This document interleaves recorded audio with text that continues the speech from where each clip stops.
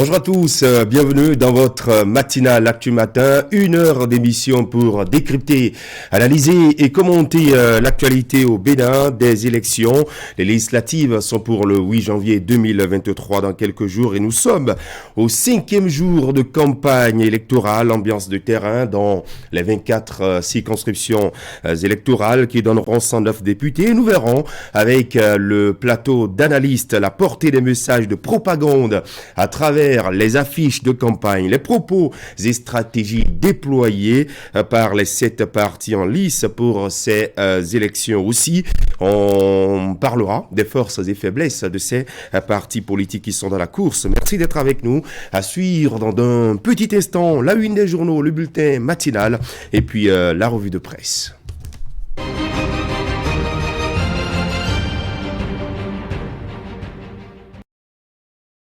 Eh bien, la une des journaux ce matin, nous allons commencer par le quotidien Fraternité qui placarde en sa une législative de 8 janvier 2023, force et faiblesse des partis en lice. 3 gros avantages pour l'UPR, le bloc républicain l'UBR et la force Cori pour un Bénin émergent, l'effet victime pour le parti Les Démocrates et puis quid des outsiders UDBN, Moël Bénin et MPL avec les logos de ces 7 formations politiques qui sont dans la course. Scrutin du 8 janvier prochain, message des partis politiques au Béninois à découvrir en page 6 et 7 et puis constat d'Herman Dazan, chef service de la coopération interparlementaire de l'Assemblée nationale, de grand succès au plan de la diplomatie parlementaire à l'ère de la 8e législature pour faire une sorte de bilan. Et puis législative de 2023, l'UP, le renouveau, redonne le top, donne le top de sa campagne à Parakou. Dabarou, présentation des candidats BR de la 8e circonscription électorale. Samon Adambi à la tête d'une équipe adulée par la population. La boussole pour la poursuite du développement du Bénin. Robert Guian invite la 7e circonscription électorale à voter massivement le bloc républicain et puis législative du 8 janvier 2023. La GSR de Guédou pour une victoire écrasante de les démocrates. Un autre journal ce matin, le Grand Matin, FCBE dans la 13e circonscription électorale. Une foule impressionnante engagée pour la victoire de Alassane et El Farouk. Soumanon, législative du 8 janvier 2023, les 7 partis politiques en lice s'adressent de nouveau aux électeurs. Quotidien L'Indépendant, lancement officiel de la campagne électorale de l'UP Le Renouveau à Paou. Mathieu Adjovi et Christian Wechenou scellent la victoire de Diego. Et puis, promesse de l'UDBN au peuple béninois, agir pour sortir les jeunes de l'étau du chômage et du désespoir. Et puis, pour un parlement du peuple pour le peuple, eh bien, le parti invite à voter la liste Force Cori pour un Bénin émergent. Voilà. On passe à l'affiche du jour. Campagne électorale pour les législatives de janvier 2023 au Bénin. Absence de grands meetings et timide démarrage de la guerre des affiches à Porto Novo, la capitale. Les 4 vérités, élections législatives de 2023, l'UDBN propose la meilleure offre pour la promotion de la femme. Et puis, le journal vous présente les messages des 7 partis politiques en lice. Matin libre à présent, mise en formation pour le BAPET au lieu du CAPET. Les enseignants ACDPE 2016 dénoncent une injustice. Patrice Talon appelé à la rescousse. Et puis, législative 2023, l'offre des 7 partis en lice est publiée en page 6 et 7 du journal ce matin. On va boucler avec le matinal. Fin de la fixation de prix plancher de cession de certains produits agricoles. Les producteurs saluent la décision du gouvernement. L'attitude des commerçants véreux. Dénoncer législative de 2023 au Bénin. Les propositions des 7 partis politiques en compétition. Les confessions religieuses appellent à la paix. Voilà ce qu'on peut retenir de l'actualité électorale ce matin avec le quotidien de Ménantin, le journal Fraternité qui vous présente les forces et faiblesses des partis en lice.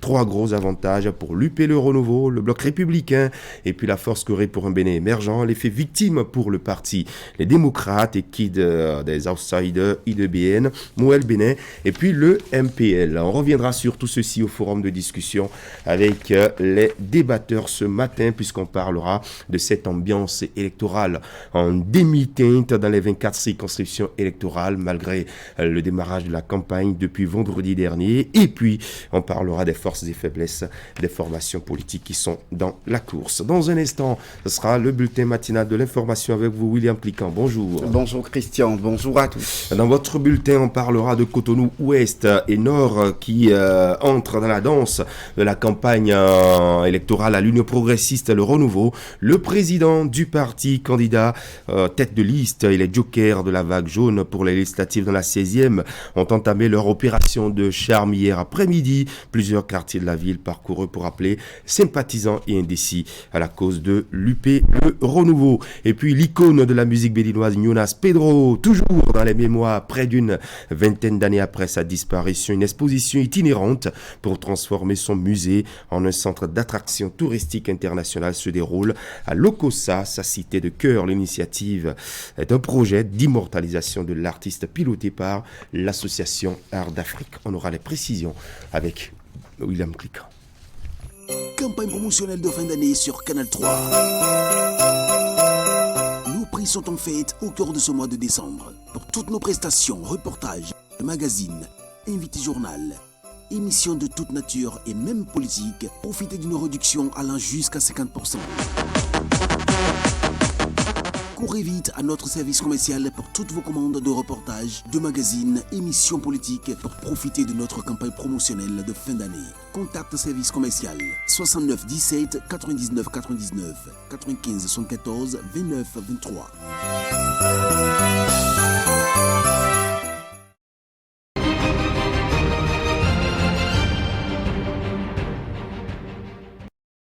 Les leaders du parti politique Union progressiste, le renouveau, ont procédé hier au lancement de la campagne électorale de leur parti dans la 16e circonscription électorale. Ceci dans le cadre des législatives du 8 janvier prochain.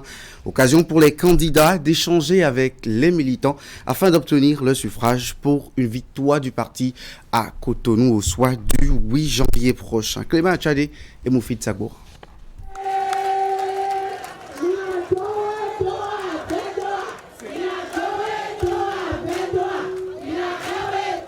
Le parti Union progressiste Le Renouveau en ordre de bataille à Cotonou, précisément dans la 16e circonscription électorale. Pour démarrer officiellement la campagne dans la circonscription, le président du parti du Baobab, accompagné d'une forte délégation, est descendu ici au quartier Fidjoseph-Yeyon.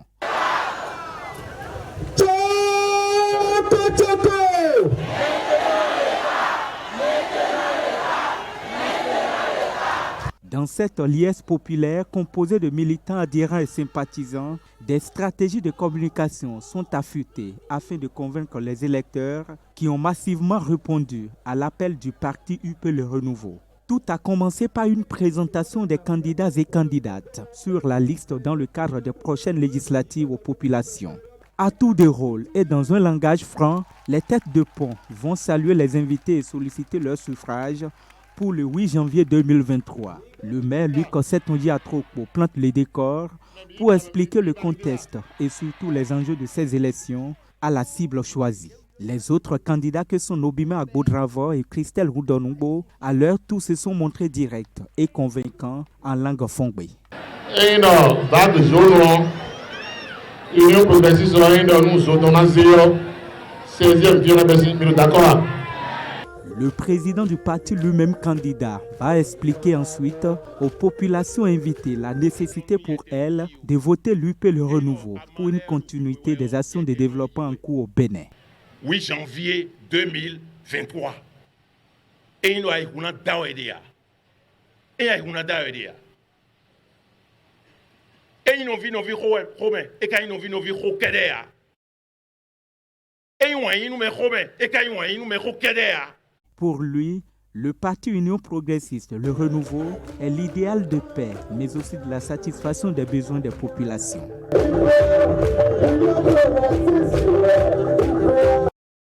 L'actualité n'est pas faite que de campagne électorale ce mardi. Après plusieurs mois d'activité, les membres du bureau directeur national de lutte contre le travail des enfants examinent les activités menées au titre de cette année. Les différentes initiatives conduites le long de l'année qui s'achève ont été revisitées. C'est à la faveur de leur deuxième session ordinaire qui se déroule au ministère du Travail et de la Fonction publique depuis hier. C'est demain, 28 décembre 2022, que s'achèvent ces travaux. Ingrid Day, Elvis Tonoukouin pour les précisions. Le gouvernement du Bénin poursuit son combat contre le travail des enfants. C'est l'un des principaux sujets à débattre à cette deuxième session ordinaire du Comité directeur national de lutte contre le travail des enfants pour le compte de l'année 2022. Séance qui s'inscrit dans le cadre de suivi et évaluation des actions menées pendant l'année en cours. De façon plus précise, la présente session sera l'occasion pour nous d'opiner sur le point de la mise en œuvre des recommandations de la première session, les réalisations de l'année 2022 par structure, le plan de travail annuel de l'année 2023 des différentes structures du CDL, la stratégie d'appropriation de la lutte contre le travail des enfants par commune. Ces activités, enchaînées avec les activités de la première session donc du CDN, nous rapprochent incontestablement de l'objectif de l'ODD en ce qui concerne la lutte contre le travail des enfants. Ces recommandations, ces travaux que nous allons faire, nous permettront de remplir nos engagements vis-à-vis de nos enfants qui constituent l'avenir donc du pays. Au cours de ces 112 heures que va durer cette session, les participants vont se pencher sur les défis majeurs. Il s'agit entre autres de la situation des enfants Vidomingons, l'appropriation de la lutte par les communes et la gestion des implications de la nouvelle situation d'urgence sécurité. Il me plaît de vous informer que le ministère en charge du travail a accompli des diligences dans la mise en œuvre de vos recommandations. Il s'agit particulièrement de la formulation et la transmission au Bureau international du travail de la demande d'adhésion du Bénin à l'Alliance 8.7. L'élaboration du dossier technique relatif à la ratification des conventions 129 et 189 de l'OIT, respectivement sur l'inspection de l'agriculture et sur les travailleuses et travailleurs domestiques. Institué par le gouvernement depuis 2014, ce comité a pour rôle de donner des orientations en matière d'élaboration de politiques et programmes de lutte contre le travail des enfants, de coordonner et de superviser la lutte contre le travail des enfants et enfin d'assurer le suivi et évaluation des activités de lutte contre le travail des enfants. Au lendemain de la décision du gouvernement de mettre fin à la pratique de fixation de prix plancher des produits agricoles karité, soja et cajou, les membres du gouvernement sont allés sensibiliser les acteurs de ces différentes filières sur cette décision. Le ministre de l'Agriculture, Gaston Dossoui, et sa collègue Sadia Souma du Commerce se sont entretenus avec les acteurs du Borgou et de la Liborie. La rencontre s'est tenue à Ndali, dans la commune de Ndali. Epiphane Chabi et Ibrahim Bakounouret. Permettre aux producteurs de vendre librement leurs récoltes au mieux de leurs intérêts et en fonction de l'évolution du marché, c'est le but poursuivi par l'exécutif à travers la décision portant arrêt de la pratique de fixation du prix plancher des produits agricoles. Cette décision, prise en conseil extraordinaire des ministres de ce mercredi 21 décembre 2022, prend en compte le soja, le karité et le cajou. Et face aux acteurs des filières concernées du Borgou et de la Liborie, le ministre de l'Agriculture, de l'Élevage et de la Pêche, assisté de sa collègue de l'Industrie et du Commerce, tient un langage de vérité au regard des incompréhensions, des plaintes enregistrées et de la confusion sur le terrain. Il y a des produits, mais il y a beaucoup d'acheteurs, il y a une forte demande. Le prix va grimper. Il va monter depuis le matin à midi jusqu'à la fin du marché, le prix va grimper. Ça veut dire quoi? Que le prix d'un produit sur un marché est déterminé par la confrontation de l'offre et de la demande. Il n'y a pas un homme intelligent qui va dire qu'il a fixé le prix de quelque chose de 1er janvier au 31 décembre. Ce n'est pas possible. La disponibilité ne sera jamais la même. L'affluence sur les marchés ne sera jamais la même. Donc il faut laisser l'offre et la demande faire la confrontation pour déterminer le prix. Donc le gouvernement n'a jamais fixé de prix pour ces produits dont nous parlons. Après plusieurs heures d'explications, suivies de questions, les acteurs de la filière sont sortis satisfaits de cette séance. Le gouvernement ne peut prendre meilleure décision en faveur des producteurs, ont-ils martelé, même si ces derniers espèrent encore un effort du gouvernement. L'année dernière peut être à tel prix, cette année, ça peut ne pas être ça. Parce que tout ça là, ça dépendra du marché mondial. Parce que le Bénin n'est pas le seul producteur et le Bénin tient compte des produits à l'extérieur. Donc notre grand patron, le PA, a toujours le souci des producteurs. Quand on fait des propositions des prix, quand ça arrive sur lui, il a toujours posé la question, les producteurs assis vont gagner. C'est en base de ça que les prix ont été toujours homologués. Je peux dire que c'est une décision louable, mais tant que ce n'est pas terminé, rien n'est encore fait. Puisqu'il y a beaucoup de choses qui sont derrière. Donc il faut que le gouvernement arrive à aller jusqu'à la fin afin que le producteur puisse trouver un bon marché. Donc il ne faudrait pas que le producteur vende son produit à un coût bas de son coût de production. Même si les producteurs sont désormais libres de céder leurs produits comme ils l'entendent, l'État veillera à la sortie des produits agricoles dans l'intérêt de tous les Béninois, a précisé la ministre du Commerce et de l'Industrie. On finit en culture. Le regretté Jonas Pedro, artiste musicien béninois, continue d'être célébré même plusieurs années après son décès. Les derniers hommages viennent de l'association Art d'Afrique qui a conçu un projet d'immortalisation de l'artiste. Objectif, transformer son musée en un centre d'attraction internationale et ceci prend la forme d'une exposition itinérante lancée à Lokossa dans le département du Mono. Retour sur les temps forts avec Narcisse Alossa et Florent Do. Le contenu du musée Jonas Pedro Nyuesopé est exposé au public ici, à la place de l'Indépendance à Lokossa. Un vernissage voulu par les responsables de l'association Art d'Afrique autour d'un projet pour immortaliser l'artiste et révéler Lokossa, sa ville natale, à travers sa personne. Il va sans dire que le musée Jonas Pedro fera de Lokossa une ville où la culture béninoise retrouvera ses lettres de noblesse avec un focus sur les opportunités touristiques et économiques, toute chose qui participera de son développement. Contribuer au développement de la ville de l'Espérance avec l'image de cette icône du monde discographique au Bénin. L'idée, elle, a germé depuis 2019 avec le soutien du programme ACP UE Culture Afrique de l'Ouest, ce qui aboutit aujourd'hui à cette exposition. Il faut rendre à l'artiste l'hommage qui lui est dû. Et c'est sur cela que nous nous sommes entendus dès le départ pour toutes les parties prenantes. Nous voilà à une autre arrivée avec l'exposition itinérante. Vous avez entendu exposition itinérante. Comprenez qu'elle n'ira pas domicile ici seulement. Bien d'autres communes du pays l'accueilleront dans les jours à venir, notamment dans les départements de l'Atlantique, de l'Ouémé, des Collines, de la Takora et du Borgo. L'agenda prévoit aux visiteurs tout sur la vie de l'artiste, ses valeurs éducatives, mais aussi des anecdotes comme celle-ci. Vous voulez revisiter Atima Fena Gamassi avec l'orchestre? De tout mon répertoire, c'est le morceau préféré de Medoun. Il ne comprend pas les mots, mais il est emporté par la mélodie. Je pense bien que la reprise de cette chanson sera quelque chose de bien. Ma crainte est dans le contenu de la chanson. C'est vrai, il est revenu au pouvoir, mais ce n'est plus le même personnage. Tout est là.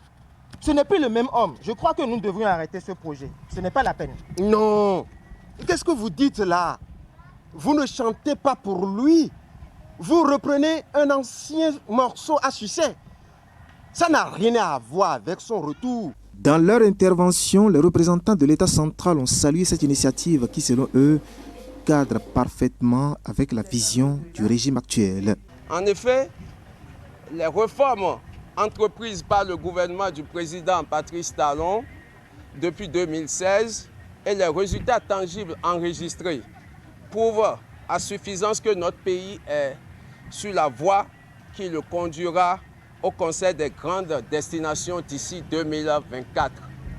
Pour le point de départ de cette exposition itinérante, le public de l'Okossa a eu droit à 3 jours d'immersion dans la vie de Jonas Pedro avec un programme assez achalandé et non sans les valeurs ancestrales.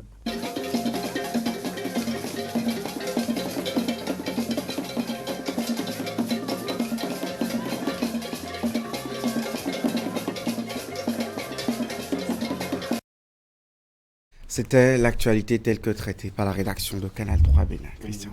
Bien, merci William. Cliquant, très bonne journée. L'actualité de retour tout à l'heure quand il sonnera 13h. Allez, restez avec nous. Le débat politique sur l'actualité électorale, c'est dans un instant avec Hakime Ousseni, Herman Aliambossou et Loge Francis Attadé. Juste à la fin, vous aurez votre revue de presse. Campagne promotionnelle de fin d'année sur Canal 3. Nos prix sont en fête au cœur de ce mois de décembre. Pour toutes nos prestations, reportages, magazines, invités journal, émissions de toute nature et même politique, profitez d'une réduction allant jusqu'à 50%. Courez vite à notre service commercial pour toutes vos commandes de reportages, de magazines, émissions politiques pour profiter de notre campagne promotionnelle de fin d'année. Contact service commercial 69 17 99 99 95 74 29 23.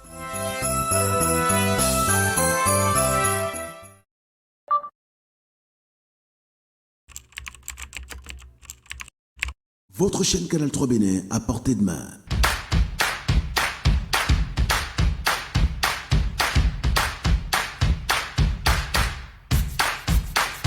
Découvrez désormais, depuis votre smartphone ou tablette, toute l'actualité nationale et internationale, vos émissions préférées de la chaîne Canal 3 en live 24/24, où que vous soyez, à travers son application disponible en téléchargement libre sur Play Store. Canal 3 et sur le www.canal3television.com, vous êtes les bienvenus. Canal 3, la passion de l'image. Campagne promotionnelle de fin d'année sur Canal 3. Sont en fête au cœur de ce mois de décembre. Pour toutes nos prestations, reportages, magazines, invités journal, émissions de toute nature et même politique, profitez d'une réduction allant jusqu'à 50%. Courez vite à notre service commercial pour toutes vos commandes de reportages, de magazines, émissions politiques pour profiter de notre campagne promotionnelle de fin d'année.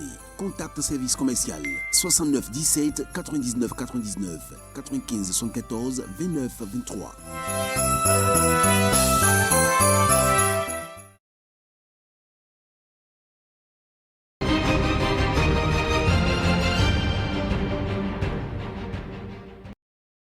Au long de cette campagne électorale, eh bien, nous démarrons à 8h pour finir à 9h, histoire d'analyser un peu le déroulement de la campagne. Nous avons encore quelques jours. Nous sommes au 5e jour de cette campagne électorale qui a démarré vendredi dernier.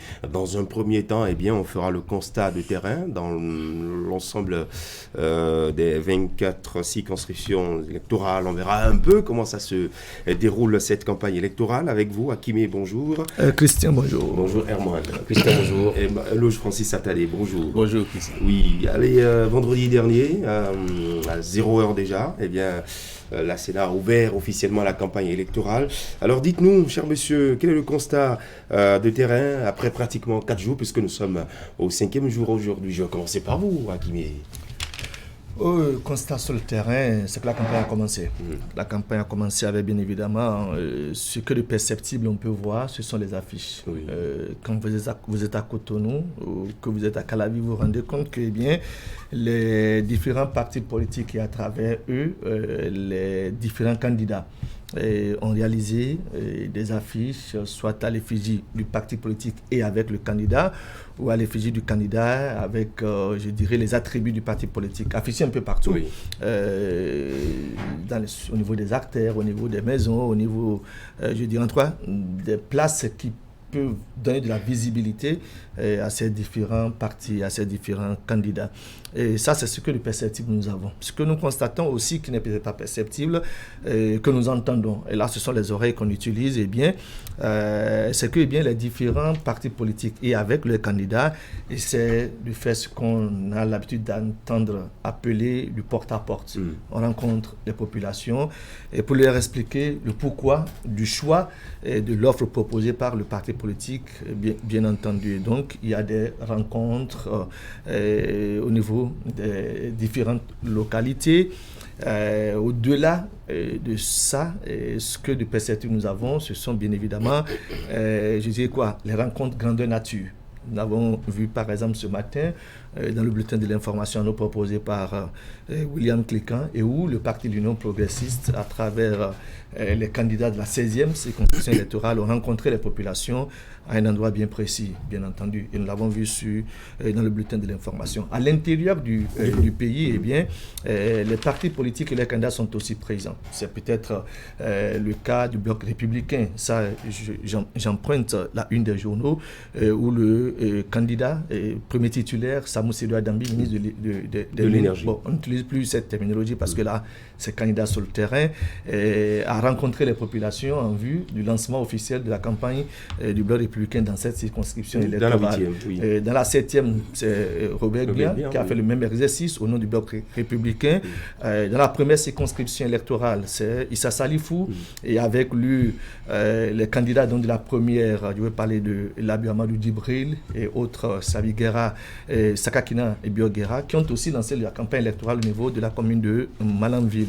Vous redescendez au niveau, donc, je dirais quoi, de la commune, par exemple, de Sakété, vous entendrez que le ministre de l'enseignement primaire, bien entendu, le candidat a aussi officiellement lancé sa campagne électorale. Donc, un peu partout. Un peu partout. Vous allez dans la 13e, on parle de FCBE également. Et je disais, quand on élaborait à propos, je dirais, de cette campagne ou de ces joutes électorales, que les différents candidats saisiront l'occasion, soit des festivités qui sont en cours, pour également présenter leur offre. Hier, par exemple, on a lancé officiellement les travaux de l'Assemblée générale des ressortissants de la commune ou de l'arrondissement de Bassila. Le secrétaire général national, je vais parler de Ablabio Tchani, était aux côtés de Saliou Alidjanatou, qui est candidate, mais qui est présidente de l'association des ressortissants de l'arrondissement de Bassila. Et c'est aussi l'occasion donc, de rencontrer les populations. Et donc, du coup aujourd'hui, quand on fait le point, c'est que la campagne, elle est effectivement lancée. Après 5 jours, c'est que la présence de ces différents candidats est effective au niveau des populations. Donc ça va, je dirais, en crescendo. Exactement. Un peu timidement. Les premiers jours. Terre timoré, mais maintenant... Au 5e jour, je crois que c'est un moteur diesel, quoi. Ça monte. Alors, pas de grand rassemblement, pas de mythique géant comme on l'avait vu de par le passé. Bon, peut-être que c'est parce que nous sommes au tout premier jour. Une nouvelle manière de porter le message. Comment vous appréciez cela? Il a parlé des affiches, il a parlé un peu des différentes rencontres que les différents candidats ont avec les militants à la base pour leur parler. Cette nouvelle manière de faire la politique, n'oubliez pas aussi que sur les médias, il y a la parole aux candidats qui passe également en boucle tout au long de la journée. Mais il faut dire qu'en fait, la première observation doit porter sur le contexte. Vous voyez que, évidemment, le contexte du 28 avril 2019 n'est plus celui d'aujourd'hui. Je note aussi que les candidats se mobilisent et puis les circonscriptions sont investies. Et vous avez parlé évidemment de grandes kermesses politiques, en fait, ce que vous appelez les meetings. Il y en a eu dans la 16e. J'ai vu, par exemple, de grosses caravanes. J'en ai vu aussi dans la 9e. Ce qui rompu complètement avec ce qu'on a vu en 2019. Il y avait un contexte particulier. Écoutez, c'est à la faveur du nouveau contexte qui inscrit les élections dans l'inclusivité. On peut noter que les élections ont pris un caractère festif. Et il y a eu de grosses cylindrées, en fait, qui accompagnent cette partie. Nous avions vu, par exemple, j'ai vu de grosses affiches à Boycon, où j'ai vu Boni Yayi, le président Soglo, qui lance des messages de paix. certains partis utilisent ça comme fonds de campagne. Je crois que c'est pas mauvais, mais il faut savoir l'utiliser. Il ne faut pas l'utiliser à satiété. Parce que le président Tana aussi aurait pu sortir et envoyer un autre message de paix. Il faut que nous sachions raison garder et que nous puissions donner un caractère plus démocratique, plus festif, et sans provocation, afin que les élections soient transparentes, crédibles, sincères, pour faire grandir notre démocratie. Je voudrais aussi faire constater en fait que j'ai vu des candidats qui circulent de circonscription en circonscription sans qu'il y ait des couacs. Donc c'est à saluer. C'est vrai que c'est au cours de la pré-campagne qu'il y a eu des tentatives de troubles. Vous aviez vu par exemple dans la 6e circonscription à Godomé, il semble qu'un candidat n'a pas été positionné sur la liste. Or, en 2020, il a dû être aidé par une certaine dame. Bon, par la suite, je crois qu'il n'était pas candidat sur la liste. Il est soupçonné d'apporter son électorat, de reverser son électorat à la dame qui est sur le bloc républicain. Et lui sur la UPR. Bon, en fait, je crois quelques éléments seraient allés investir sa maison. Et puis, bon, je crois qu'elle a fait ce qu'elle devait faire en tant que prêtresse d'un culte. Je crois que la suite, c'est le 9 janvier, après les élections, qu'ils seront entendus. Je crois que l'ambiance de la pré-campagne et de la campagne rassure de ce que le contexte a complètement changé et on peut se réjouir de la maturité dont nous faisons preuve. J'ai vu les partis politiques avec des messages qui ont du contenu. Il faut avouer que ce que j'ai noté, c'est beaucoup moins le Parlement qui est visé. Je constate à travers les discours qui ont été délivrés qu'en fait, il s'agit de la gouvernance même de l'État. Et j'ai vu les partis se mettre dans la posture de la conquête du pouvoir d'État et beaucoup moins dans la conquête du Parlement. C'est les premiers messages que j'ai déchiffrés. Vous pensez que c'est une confusion? Ben oui, c'est ça, entre le Parlement et la gouvernance de l'État. Bon, je me suis dit que, bon, évidemment, comme les partis ont vocation à conquérir, à exercer le pouvoir d'État, il n'y a pas eu un vrai coach pour montrer aux candidats qu'ici, il s'agit des élections législatives, et donc élections de proximité. Oui. Erwan. Ce que je note, c'est comme une certaine maturité de la classe politique, des acteurs politiques, parce que désormais, on met en avant un peu le logo et pas sa propre personne. Vous avez dû constater avec moi aux premières heures de cette campagne électorale que c'est plutôt les logos des partis politiques qui ont encadré le terrain. Ensuite, comme l'a dit Akimé, des logos avec certaines têtes fortes des listes et tout. La guerre des logos, ça a démarré finalement.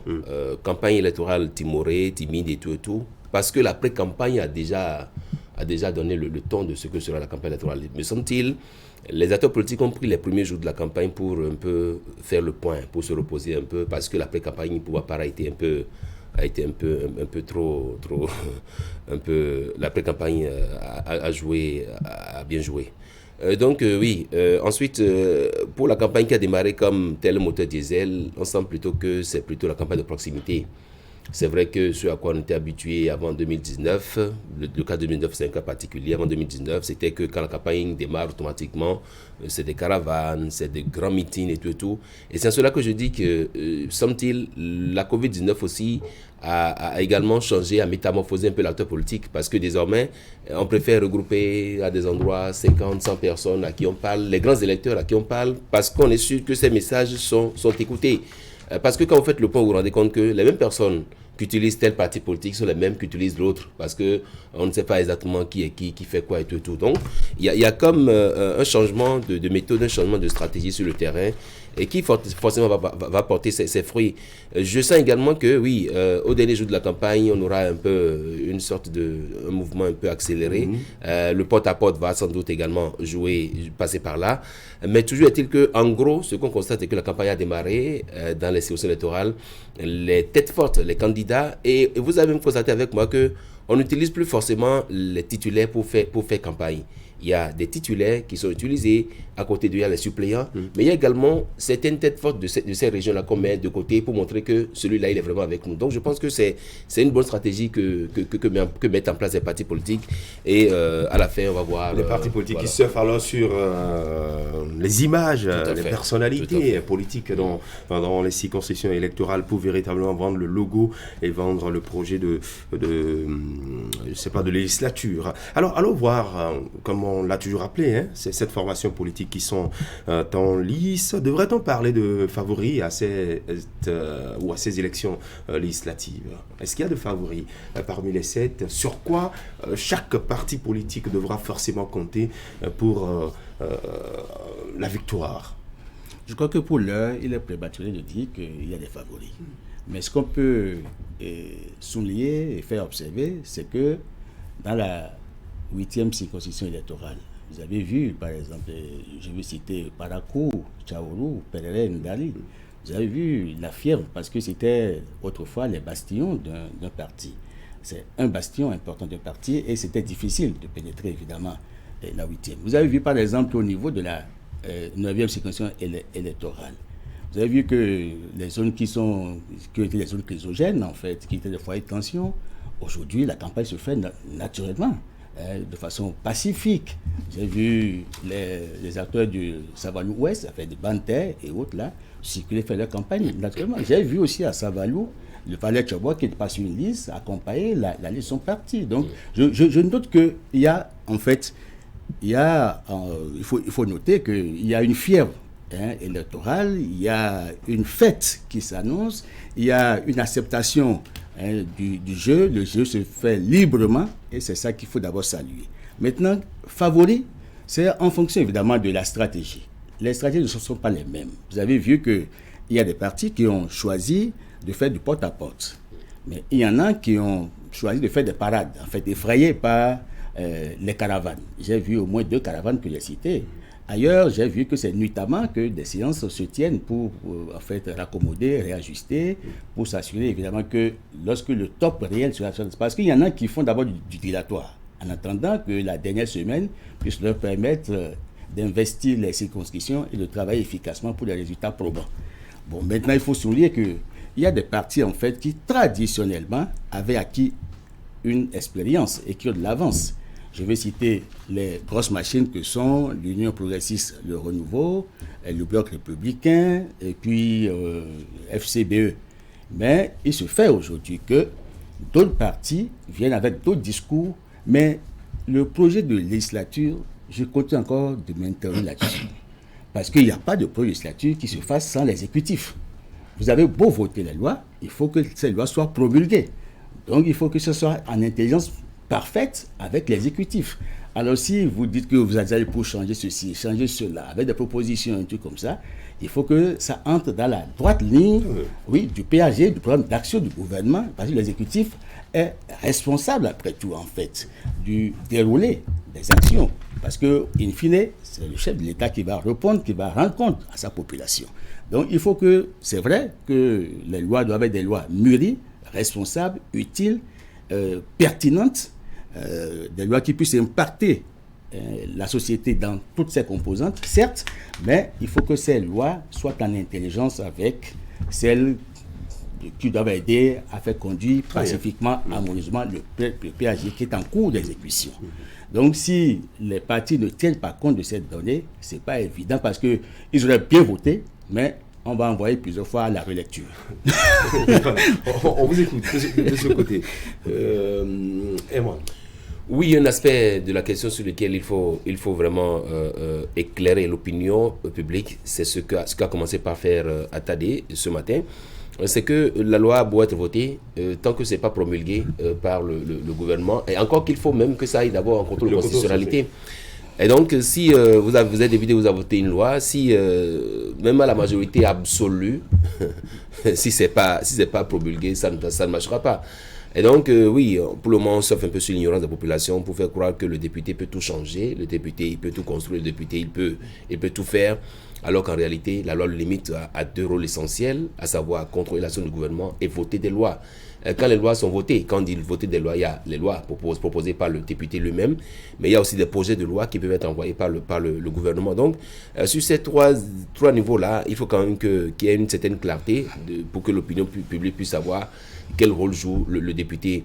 Oui, proximité avec les populations. C'est vrai, j'ai évoqué tantôt le cas de ces têtes fortes-là, de ces têtes communes, un peu comme Le cas cité par Atadé dans le zoo là-bas, où on a vu Yaïboni et puis les efforts Glo ailleurs.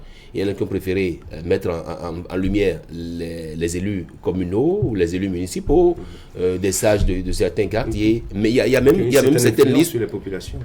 Il y a même des listes sur lesquelles c'est plutôt le suppléant en 3e ou 4e position qu'on estime être proche de la population, et puis on le met en valeur, on le met en lumière. Donc je pense que c'est, comme je l'ai dit, tout dépend des stratégies mises en place par les partis politiques. L'essentiel, c'est qu'au soir du 8 janvier, et non du 10 janvier, c'est qu'au soir du 8 janvier qu'on puisse assister à cette fête-là. Parce que j'ai l'impression que effectivement, ça se passe comme une fête, mais qu'au dernier jour, ça ne manquera pas des invectives, ça ne manquera pas des pics et tout. Je pense qu'il réserve un peu le meilleur pour la fin. Il ne faut pas jeter ses armes tout de suite, apparemment, c'est ce que vous voulez dire. Hakimé.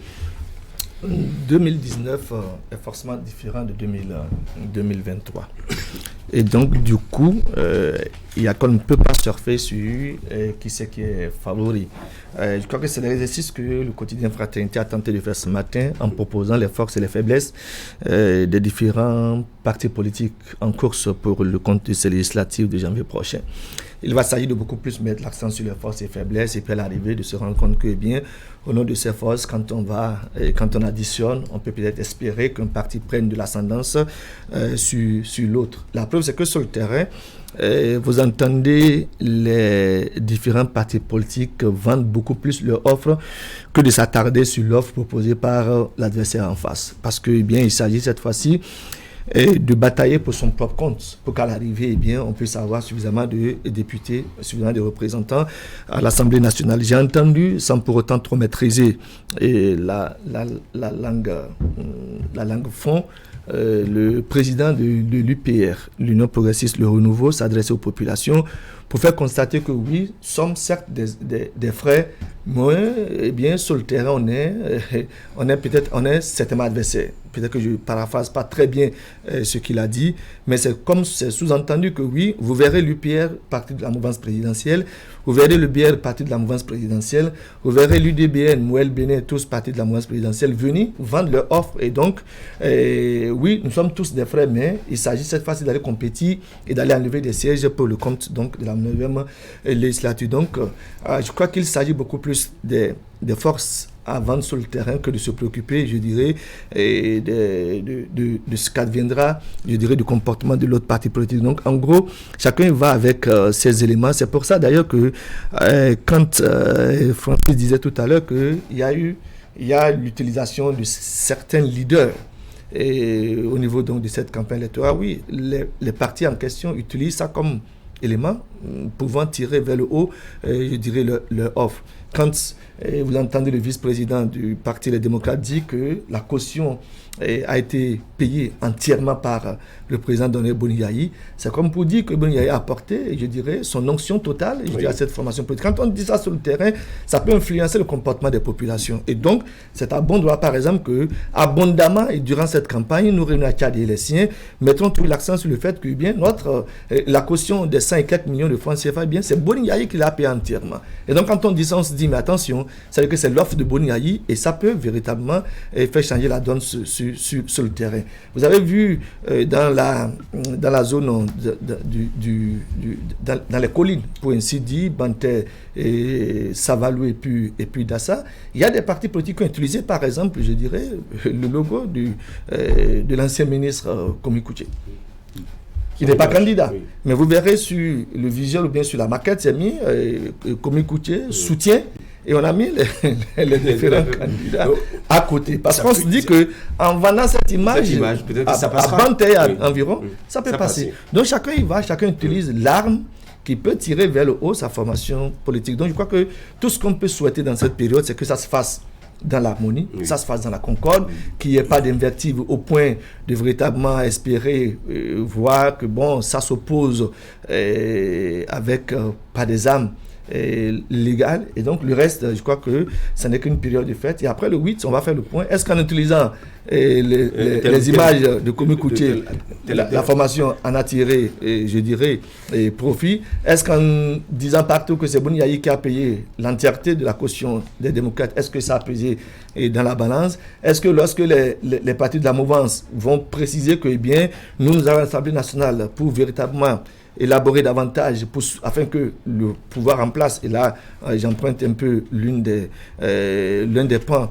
d'analyse tout à l'heure de Francis, quand il dit que oui, eh bien certains voudront certainement travailler à ce que le PAG puisse véritablement être mis en exécution. Et pour le faire, il vaut mieux qu'on soit nombreux à l'Assemblée nationale, accompagner le pouvoir Patrice Talon afin que véritablement ça puisse agir sur le mieux-être des populations. Donc je crois que c'est les armes qui sont utilisées sur le terrain. À l'arrivée, on va voir le 8 janvier ce que ça peut donner dans le comportement des populations dans les urnes. Alors, les stratégies utilisées par chaque camp politique pour s'attirer la sympathie, je dirais, des électeurs sont en train d'être déroulées, alors que nous sommes au 5e jour de la campagne électorale, encore 10 jours à venir. Comment la voyez-vous venir sur l'utilisation que feront les différents acteurs politiques pour véritablement convaincre? Est-ce que vous pensez que ce que nous observons déjà là, à travers les affiches, qu'on utilise l'image de Boni Yayi, soit de Patrice Talon, soit de Nicéphore Soglo, de Komi Koutié, en tout cas de certaines figures politiques du Bénin, est-ce que ça pourra toujours et toutefois marcher? Non, je fais constater que je n'ai pas encore vu l'image. Je n'ai pas encore vu l'image de Patrice Talon. Oui. Bon, maintenant, je fais constater que j'ai vu au moins l'image de Boni Yayi et du président Soglo. Oui. Mais pas dans la dynamique d'appeler les électeurs à aller voter pour un parti.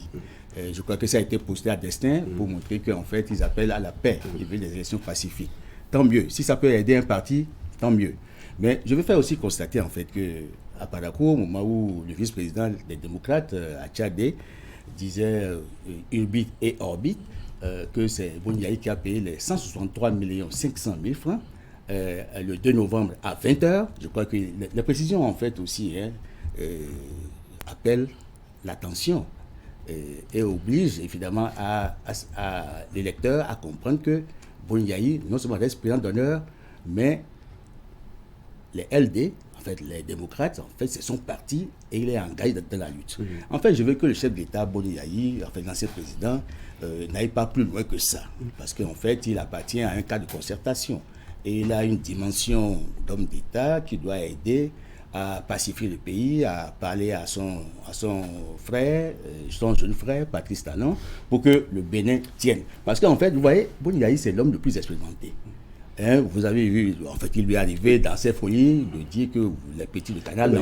Justement, peut-être qu'il a posé un acte en payant la caution, mais ce n'est pas lui qui allait dire aux populations. Si c'est une arme qui marche pour les démocrates, bon, on ne peut pas le interdire.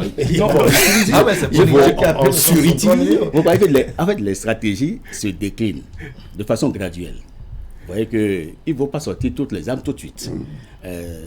On étudie en fait, ils disent l'ami d'en face, leur ami d'en face. Bon, en fait, il n'y a pas d'amis. Sur l'aire de jeu, il n'y a que les adversaires. Ils ne sont pas encore ennemis. Ils sont, et j'ai vu qu'ils demeurent adversaires politiques. Parce que là, il s'agit d'affronter les idées. La bataille, c'est par rapport aux idées, par rapport au projet de législature, par rapport à ce que le député peut apporter à travers son parti pour améliorer le bien-être des populations. Donc, l'électorat reste le même, en fait. Le discours doit pouvoir impacter l'électorat. Et ce discours doit être en phase avec ce qui se fait. Puisque j'insiste sur le fait qu'il faut être en phase avec l'exécutif. Je ne dis pas qu'il faut faire l'apologie de l'exécutif. Il faut être en phase avec ce qui est le vent dominant, en fait. Quelle est la visée du PAG? Et quelles sont les lois qui peuvent aider? Je ne dis pas que les lois qui ont été votées étaient toutes meilleures. Il y a certainement un toilettage à faire. Mais quand j'ai suivi certains partis politiques, les discours qui ont été tenus, j'ai vu qu'il faut réviser la Constitution. J'ai constaté qu'il y en a qui disent que non, mais écoute, les repas chauds qu'on donne aux enfants, ce n'est pas suffisant, qu'ils ont voté des lois pour que le repas soit maximisé. C'est dans la 19e circonscription électorale que j'ai suivi quelqu'un dit en langue locale. Mieux, j'ai suivi ailleurs, on a dit que les AME, bon voilà, ils ne sont pas encore traités 12 sur 12, et que s'ils vont, ils vont faire voter des lois pour qu'on ait des enseignants suffisants, pour que les AME, les aspirants... Vous êtes un expert en communication politique, vous connaissez le discours politique. À l'instant, les partis politiques et avec eux, les différents candidats ne vont pas, je dirais, pour espérer qu'il y ait, mettons quoi, de la dialectique dans la proposition. Mais alors pas du tout. À l'instant T, les démocrates estiment qu'en informant suffisamment sur le fait que c'est Boniaï qui a payé la caution, ça va forcément influencer le comportement des populations. Et ça, jusqu'au dernier jour de la campagne, s'il faut l'utiliser, ils vont l'utiliser. Il n'y a rien à faire. Est-ce que pour les partis de l'opposition, c'est aller à l'Assemblée nationale dans l'optique, je dirais quoi, de rester en symbiose avec le pouvoir en place? Mais alors, pas du tout, parce que ce sont des partis de l'opposition. Les partis de la mouvance vont certainement travailler à ce qu'ils soient nombreux représentés à l'Assemblée nationale pour continuer toujours par apporter leur onction et leur facilitation, bien évidemment, à la mise en œuvre du PAG. Ça, c'est bien évidemment en rapport avec leur ligne politique. Et donc, les autres, ils y vont. Qu'ils votent une loi, si en temps ils étaient nombreux, que le pouvoir la promulgue ou pas, ce n'est pas le problème, c'est qu'ils ont voté une loi. Et ça, l'opinion sera que, ils ont voté une loi. Si ce n'est pas promulgué par l'exécutif, l'exécutif donnera les raisons pour lesquelles, la loi n'a pas été promulguée. Sinon, dans le fonctionnement normal de l'institution parlementaire, une fois que la loi a été votée et que ce n'est pas en contradiction d'avec, je dirais quoi, l'impact sur les populations, la loi, elle est censée être promulguée. Dans l'un ou dans l'autre des cas, ce que nous constatons aujourd'hui, c'est que chacun va vendre son offre. Les partis de l'opposition vendront leur offre. Est-ce que ça va peser lourd à l'occasion du 8 janvier prochain? La question reste bien entière. Les partis de la mouvance présidentielle également n'auront peut-être pas affiché les logos du président Patrice Talon, mais ils utiliseront, je dirais, les acquis de la gouvernance Patrice Talon pour convaincre les populations de rester avec leur offre. Donc, je crois que, comme je l'ai dit tout à l'heure, c'est qu'il faut souhaiter que ça se passe dans les règles de l'art, qu'il n'y ait pas d'escalade verbale au point d'en arriver à ce que le moment et cette période de fête se transforment en autre chose. Si ce n'est que les petits potins auxquels nous sommes habitués, ça va passer rapidement. Maintenant, le 8 janvier, on verra le comportement des populations. Si vous me permettez, en fait, l'aspect sur lequel je voulais mettre l'accent, c'est que j'ai suivi des candidats qui ont dit, si vous ne votez pas pour nous, pour mon parti, votez pour tel autre, mais jamais pour celui-ci. C'est le mini finalement. Alors, ça veut dire que même candidats, je ne dis pas militants, des candidats, ça veut dire qu'ils ne sont pas convaincus. Ils ne sont pas convaincus. C'est ça qui me dérange. Il y a un problème de management et de coaching. Et à ce niveau, ça veut dire que le parti n'a pas suffisamment travaillé pour que les candidats puissent savoir le discours qu'il faut tenir pour impacter la population. Oui. C'est ça que j'ai regretté. Et je l'ai suivi. J'ai suivi. C'est pas comme me l'a rapporté, j'ai pas lu dans les réseaux sociaux. Vous savez évidemment qu'aujourd'hui, il y a une plateforme en fait qui favorise certains partis. Mais les réseaux sociaux ne sont pas en fait l'instance chargée de la proclamation des résultats. Donc il faut que les candidats se prennent au sérieux. Je crois que au Bénin, je peux certifier qu'avec le concours de l'ANIP et la volonté du chef de l'État, ce sont les élections qui sont les plus transparentes. Parce qu'il est clair aujourd'hui que le chef de l'État veut comprendre le poids de chaque parti. Et il a encore 3 années pour finir son mandat. Il peut manager pour avoir les parlementaires qui vont l'accompagner dans l'atteinte de ses objectifs. Il est venu en 2016, il n'avait pas de parlementaires. Exactement. Vous savez comme moi, je crois qu'il faut qu'on rappelle que quand Patrice est venu en 2016, il n'avait pas le soutien des parlementaires. Et c'est au cours de l'exercice qu'il a conquis, en fait, ceux qui doivent l'accompagner. Alors, donc c'est encore possible que cette fois-ci, il a encore 3 ans, il peut manager. Très bien. Donc les urnes seront claires, les urnes seront transparentes et crédibles, et on verra le poids de chaque. C'est ce qui fait peut-être courir les partis politiques, et c'est ce qui peut justifier le discours du président de l'UPR, qui dit que non, nous sommes des amis, mais ils ne sont pas des amis à fond, qu'on va s'affronter. Donc, il faut comprendre ça comme ça. Merci beaucoup. Je pense que oui, vous allez vous prononcer en une minute, très rapidement.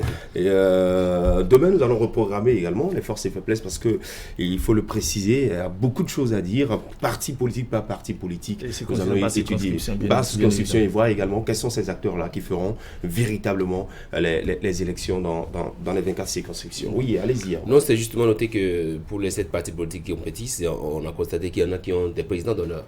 Des présidents d'honneur qui ne sont pas candidats. Un peu comme les démocrates, dont le président d'honneur, Boni Yahi, n'est pas candidat. L'UDPN également, dont la présidente d'honneur n'est pas candidate. Par contre, il y a les autres pour lesquels le président d'honneur est candidat à FCBE. Son président d'honneur, je crois, c'est Alassane Djemba, qui est candidat, je crois. Il est candidat. Mais il y en a d'autres qui n'ont pas de président d'honneur du tout. Et donc les présidents même, ceux qui font office de président aujourd'hui, sont candidats eux-mêmes et sont sur le terrain en train de compétir. Je pense que l'idéal aurait été, sur le terrain de la communication, que ces présidents-là de partis politiques puissent faire des messages qui aujourd'hui soient portés à l'attention de la population, de sorte que même quand ils sont dans leur zone en train de batailler, en train de chercher à conquérir l'électorat de leur zone parce qu'ils sont candidats eux-mêmes, que ces messages-là puissent circuler. Vous voyez, vous avez évoqué le cas de Patrice Talon qui est président de toute la mouvance présidentielle. Vous ne voyez pas sa photo sur une seule des affiches. Est-ce que c'est un mot d'ordre qui a été donné? Est-ce que c'est par respect de la personnalité pour dire que le président Patrice Talon, il est le président de tous les Béninois? Mais tu veux dire que les stratégies sont en marche. On va voir, comme vous avez dit qu'on va revenir là-dessus demain. C'est des éléments sur lesquels il faut quand même essayer d'éclairer un peu l'opinion pour que les gens comprennent qu'en réalité, être président ne veut pas dire qu'on est candidat. Être président ne veut pas dire que quand la loi a été votée ou quand on va au Parlement, que c'est lui qui va gouverner. Il y a également un aspect sur lequel il est revenu, c'est qu'il y en a chez qui les législatives ont pris l'allure d'une élection présidentielle, quoi. C'est-à-dire, on se dit, je joue mon va-tout là, je dois jouer tous mes atouts pour que mon parti soit majoritaire au Parlement. Sur ce terrain-là, on pourra revenir. Merci beaucoup. Ça devait forcément mettre le cas, parce que les dernières élections législatives ont opposé les forces de la mouvance présidentielle. 2 forces, j'allais dire, cette fois-ci, 2 sièges, donc ça fait 4 forces de la mouvance présidentielle. Et à côté, il y a 3 forces de l'opposition. Donc, chacun y va avec tous les moyens, parce que c'est peut-être certainement l'élection de vie pour certains partis politiques. Ça, il n'y a rien à faire. Parce que 2023, préparant 2026, il faut mettre le paquet en 2023 pour espérer véritablement prendre place à l'occasion, je dirais, de la redistribution des cartes quand il va s'agir des élections générales de 2026. Donc, cela va sans dire, quoi. Voilà un peu. Merci beaucoup. Merci Herman. Merci à vous, Loge Francis Attadé. Demain, on va poursuivre avec nos analyses pour voir un peu qui sont ceux-là qui feront ces élections législatives dans chacune des circonscriptions électorales et poursuivre avec les forces et faiblesses des formations politiques et voir un peu quelles sont les propositions qui sont faites aux populations et tout en espérant d'avoir le plus fort suffrage à ces élections législatives. Merci à chacun de vous. Très bonne journée du mardi. Merci à tous. C'était Actu Matin, le service minimum de 8h à 9h. Voici la revue de presse. Portez-vous bien. Au revoir.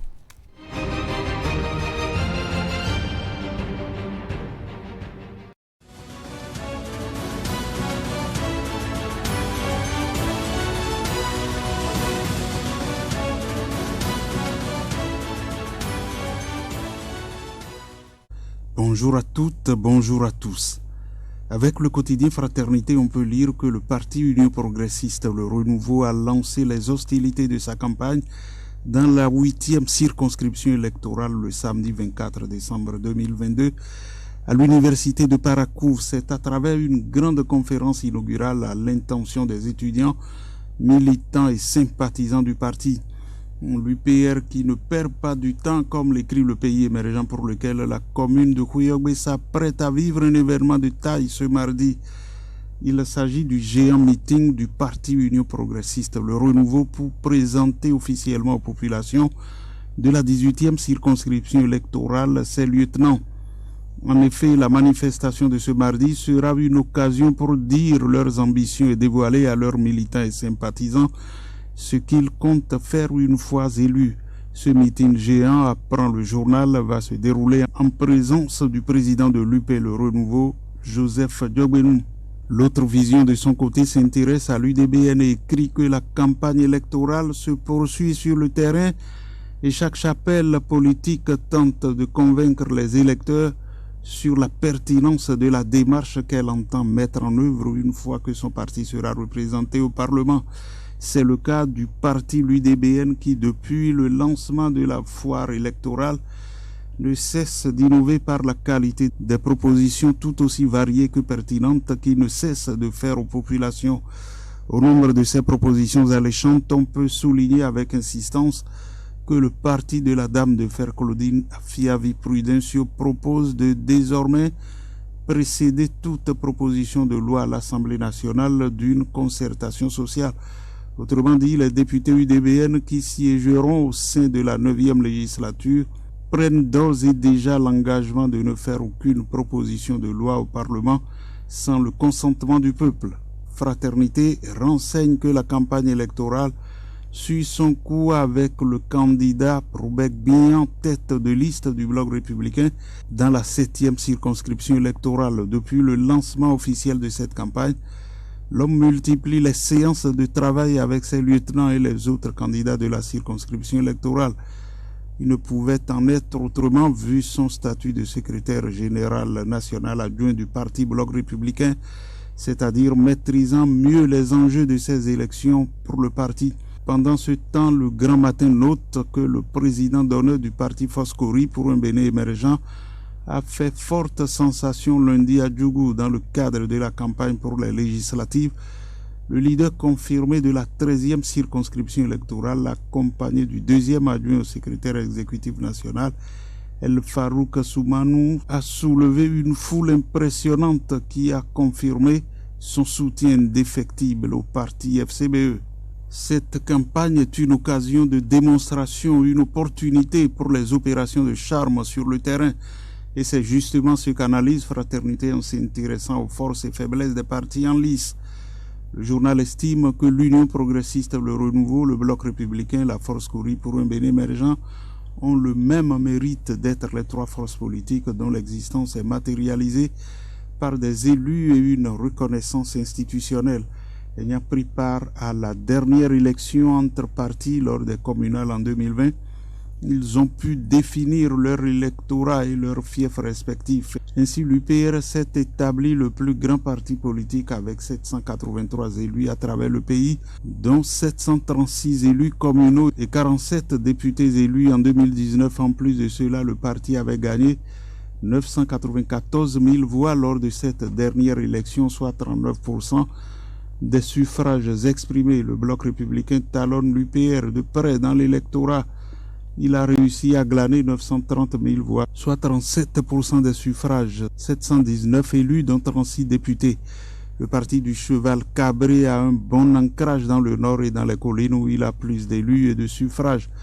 La FCBE a également un capital de suffrages à son actif, totalisant 372 000 voix et 396 élus lors des dernières communales. Le parti a réussi à fidéliser l'électorat national dans le Borgou, la Libori et dans les collines en essayant d'exister dans la Takura et la Donga. Ces trois partis ont cet avantage non négligeable sur lequel ils peuvent s'appuyer. Hors de la campagne électorale et en ce qui concerne la fête de Noël, Fraternité informe que les enfants en situation de handicap et ceux vulnérables du département de Lomé, plus précisément de la commune d'Adjara, ont fêté Noël, et ce, grâce à la générosité des membres de l'ONG Secours Populaire Bénin et de leurs donateurs. Plus de 200 enfants ont reçu de la part de la présidente de l'ONG Secours Populaire et de toute son équipe non seulement des cadeaux, mais aussi des vivres composés de sacs de riz, des pâtes alimentaires et des boissons. À en croire la présidente de l'ONG, la célébration de Noël est un moment de l'année qu'elle affectionne particulièrement. C'est l'occasion pour Carmen Gaba et son équipe de passer du temps avec les enfants vulnérables de la localité et de leur faire plaisir en leur offrant de nombreux cadeaux et des vivres. La directrice exécutive Marie-Reine Odoulami Fagbouou a mis en lumière les raisons qui justifient le choix de célébrer l'édition de cette année avec les enfants en situation de handicap et les personnes vulnérables de la commune d'Adjara. Merci d'avoir été à l'écoute.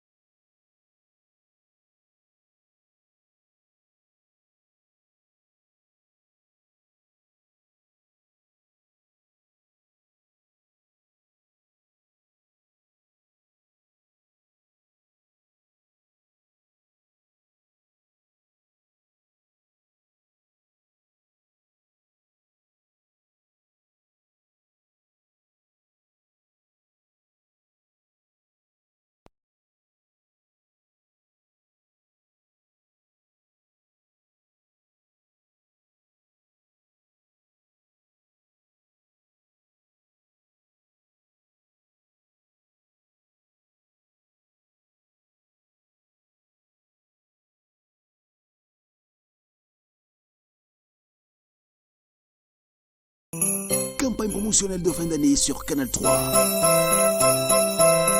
Nos prix sont en fête au cœur de ce mois de décembre. Pour toutes nos prestations, reportages, magazines, invités journal, émissions de toute nature et même politique,